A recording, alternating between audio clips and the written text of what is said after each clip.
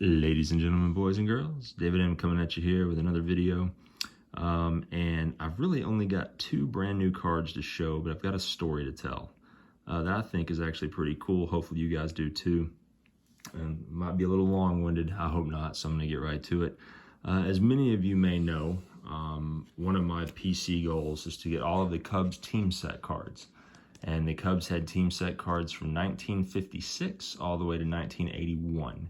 With the exception of 2 years. They didn't have one at all in 68, and they didn't have a card in 69, they had a poster.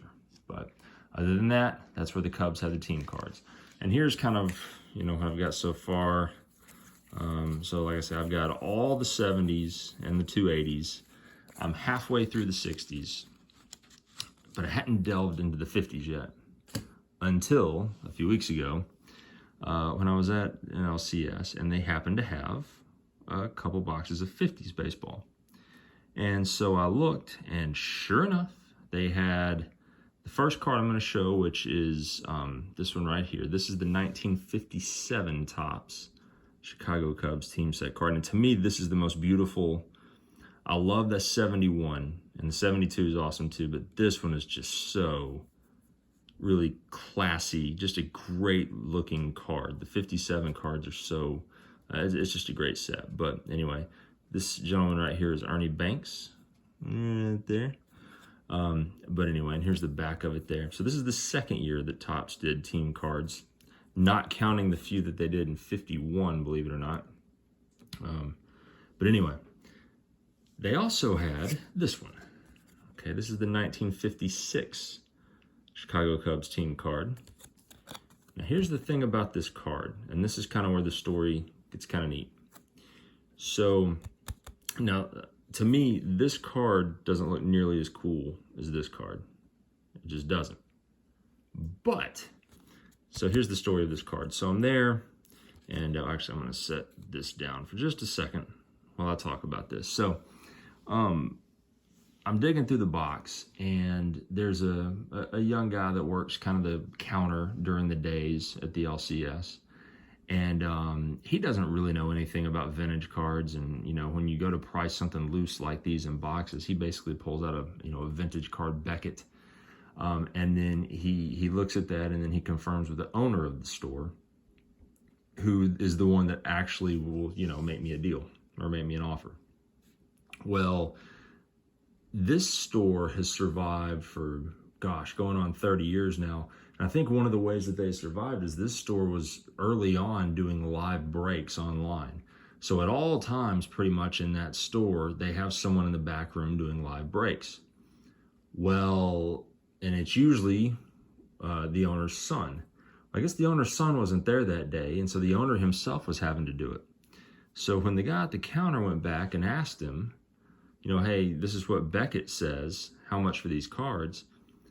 There got to be some confusion, because this card in Beckett, ranges depending on the condition, not very much, to up to like, $25, something like that. And this one's in really good condition. And the owner estimated roughly 12, 13 bucks. Okay.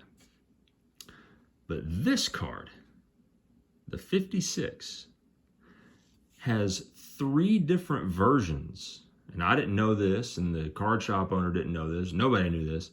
There's 3 different versions in Beckett, and the prices range pretty wildly, from 15 bucks all the way up to like 100 bucks, depending on condition. And I didn't know what the difference was. I didn't know that, and neither did the owner. And the weird thing is, the owner was doing the break. He didn't have time to deal with it. So he basically just told the kid, look, just give him, selling both cards for 25 bucks. I'm like, oh man, that's even if it's the cheapest version, that's a great deal, right? Especially for the condition of these cards.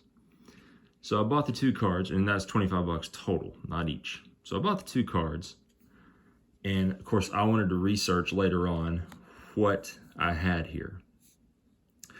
And it turns out that of the 3 versions, the most basic version, the cheapest version, actually has the date right here in this black bar. It would say 1955. It would say Chicago Cubs, 1955.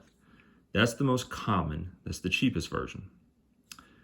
Then the middle tier version, the more rare version, just says Chicago Cubs, but it's aligned to the left. So it starts where the Cub is, right? And then the rarest version, the most expensive version, just so happened to be this one, where the name is in the center of the black bar. So that ended up being a steal of a deal, because it's about, and I even checked on eBay and looked at sold prices, roughly, a little over $100. And I'm like, sweet.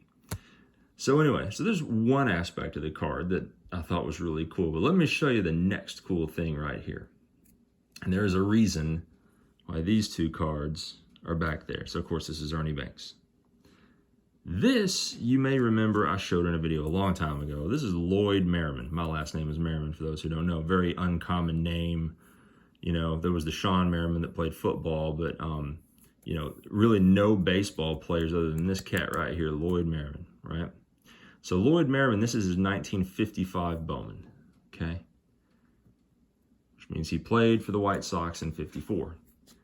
Well, the final year of his career was 1955. And guess who he got traded to and ended his career with? The Chicago Cubs. And if you look very closely at this card, there is his name right there.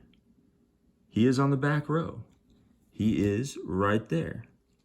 Ernie Banks is right above him right there.